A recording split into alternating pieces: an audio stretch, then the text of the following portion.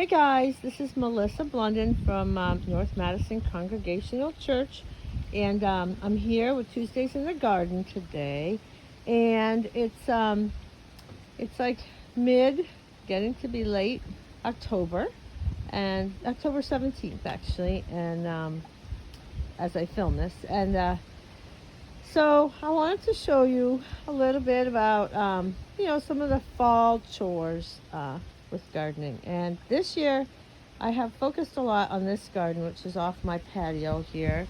It's the house, and it's a my little pond garden, and I've showed it to you before.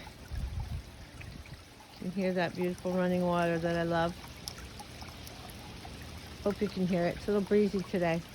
So this garden, well, typical this time of year, it's a little in need of some work. And earlier this year, I mentioned that I'd be splitting up some of my black-eyed Susans, my Rudbeckia Little Susie, it's called. And I'd cut them back, and there they are now, big, huge clump. They were too overpowering. So midsummer, I said, hey, I got to get on that in the fall and take some of them out. Here's some more that I decided not to deadhead. I left those up just for a little, I don't know, I think it gives the garden interest, and also for the birds. I mentioned this a few weeks ago, the blackberry lily. You can see how pretty. Isn't that pretty how it pops? The berries pop open, and like I said, it's a great dried flower to bring in. My cattails, I love. So the echinaceas, I had told you how I leave those up, but the birds have done a pretty good job, and some of them I'll probably take down today. So what I'm going to do here, my asters are ready to come down. I'm going to kind of do a little before and after, and show you. This is cool. This is a millstone, and this is kind of nice little garden feature, garden art. This I wanted to show you. This is cool. The driftwood. So that came from Maine Beach, I think Reed State Park it was called. Last month I did a video on my trip to Maine Botanical Gardens, Coastal Maine Botanical Gardens, and as part of that trip we also went to Reed State Park in Maine, and I had never seen this done before. Maybe you have, but at the beach there was tons of driftwood sculptures. I mean, some of them were really elaborate too, and it was just kind of cool. And so as I was walking the beach, I picked up just a couple pieces of driftwood, brought them home, and put them in my garden, and I've been enjoying those. Cool little garden art. The pots, you can see the bananas I spoke about earlier this summer, they're gone. We brought them into storage yesterday, and the cannas by the pool. Bob's actually working on closing the pool today. And the bananas, the cannas, oh, and the mandalvillas. Okay, I had also said that I wouldn't bring those in again because it wasn't worth it because I get them out too late. But we're going to try it one more year. I finally did get flowers, but not until like the beginning of September. I have a pink one. You can still see the pink flowers. So the pink one lives down here. There's the lettuces. See, I have these little baby lettuces. This is my salad bowl garden. You've seen that before. These lettuces are a little more advanced. I got some thyme going in there still. But anyway, I was walking over to the mandalvilla. So you can see how it finally did flower, and it was pretty. And it's in a pot, which lives right there. And so we just cut it off and brought the pot down to storage. So, all right, I'm going to get started on this project, and I'm going to check back in with you guys as I go along. We're going to do this in stages. There he is. See that frog? Here we are, back at the pond garden, and I'm trying to zoom in there on the frog. So beautiful. Hi, little guy. Anyway, here we are back here. And I wanted to show you some of the progress that we've made. I wonder if you can tell the difference. Here I cut back a few of the blackberry lilies, made myself a little bouquet here. See, but I left some in the garden because they look cool, and you can see how I kind of just changed the look of the garden a little bit by just kind of doing a little deadheading and sculpting. You can see my little owl guy. Couldn't even see him before. I just pulled back some of the lamb's ear. That's Helen von Stein Stachys lamb's ear. And I love that one. It doesn't flower, but it's awesome foliage. And I'm getting ready to split up those rudbeckias that I told you about. You can see how a few have seeded here in this pot. And this is the hoary knife I told you about back in June. But see, I'll use this tool to kind of just pop those out. They don't belong there.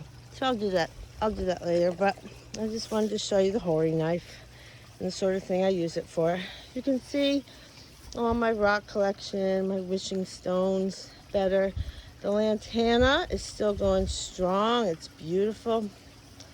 And I did cut down the echinaceas, but you can see in the back of the garden, I left, some stuff. And cutting back your garden in the fall is a bit of a gradual process. And for me, how I handle this is, if it still looks good, if it's green, I'll leave it up. Or if it has any kind of winter interest, I leave it up. Or value for the birds or something, I leave it up. If it's not, I cut it down. But I left some stuff in the back, and I will, a little later on into fall, I'll probably tidy that up a little too. But a lot of cutting back your garden in the fall is just dependent on what it is you want to look at. You can let it go till spring and clean it up then. For me, I like to do it in the fall because it matters to me what I look at all winter. And also, to be honest, a lot of it is because I'm busy in the spring, so it gives me a little head start. You can see, I don't know if you noticed, but I moved some of my little tchotchkes around because, as I cut back, I made empty spaces. I even repositioned my driftwood sculpture there. And you can see my my shells. I have little shells collection, just conch shells that I bring back every year from the Bahamas. I love those. I still have just a couple pots, just a couple. I had a lot more, but as I told you, I took the ones that I store, I took them in. And actually, the pots are on the list for this weekend too. We'll probably take them all in, empty them out and call it quits.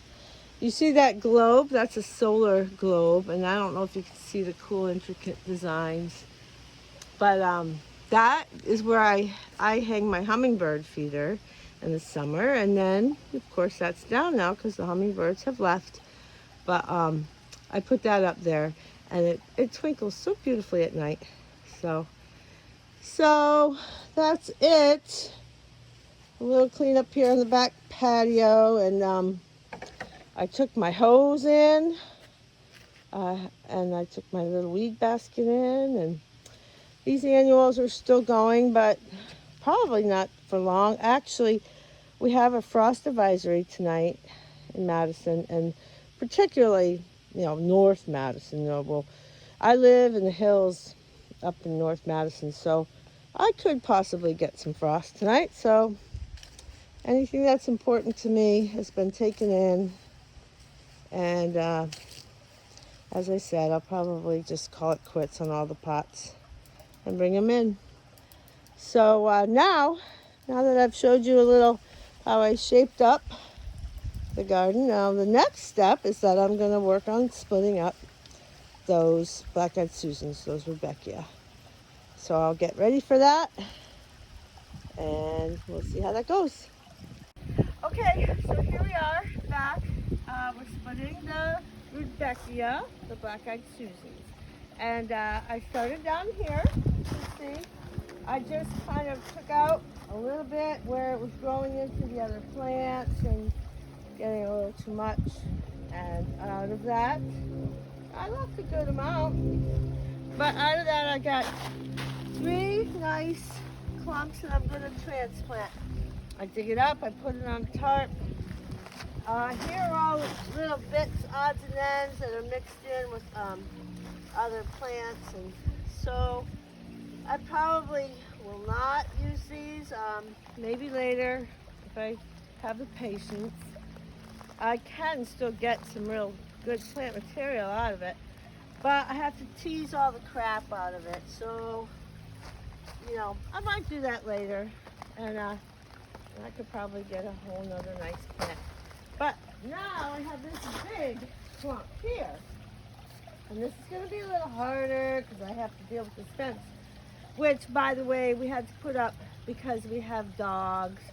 I have a dog, but all my 3 daughters live in town and they have dogs. And we see each other often. They come up. And so very often I have like 4 dogs on the property, in and out of this pond. So this is what we had to resort to. But it does make it a little tricky working in it. But what I'm going to do is, over here, the Rudbeckia is really, it's growing into the phlox as it was over there. So I will dig that out. I'll probably cut the size of the clump by at least a third, maybe half. So I'm just gonna dig that out, and I have this nice little shovel. I use this a lot. Probably gonna resort to a bigger one down there though. We'll see. I'll get started. Okay. Anyway.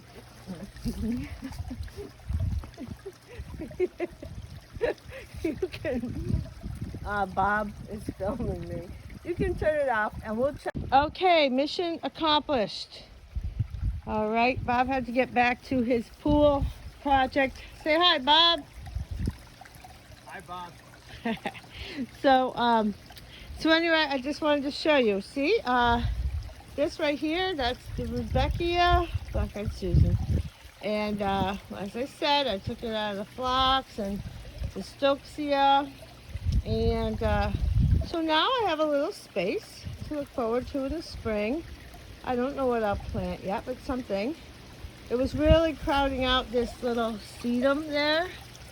So I took it away from that. Maybe give that another little chance, and maybe I'll plant some more of that. We'll see, I don't know. You see these little leaves around here? They look similar to the black-eyed Susans, but that's actually echinacea. And I do love echinacea, so I have kind of a lot. I like them, and so there we go. That's it for today.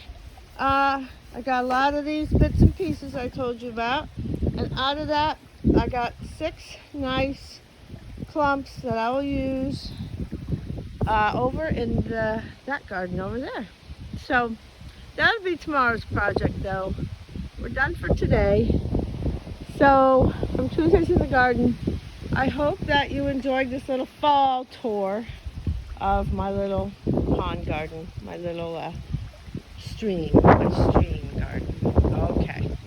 All right, take care, and we'll see you next Tuesday. Okay, take care. Bye-bye.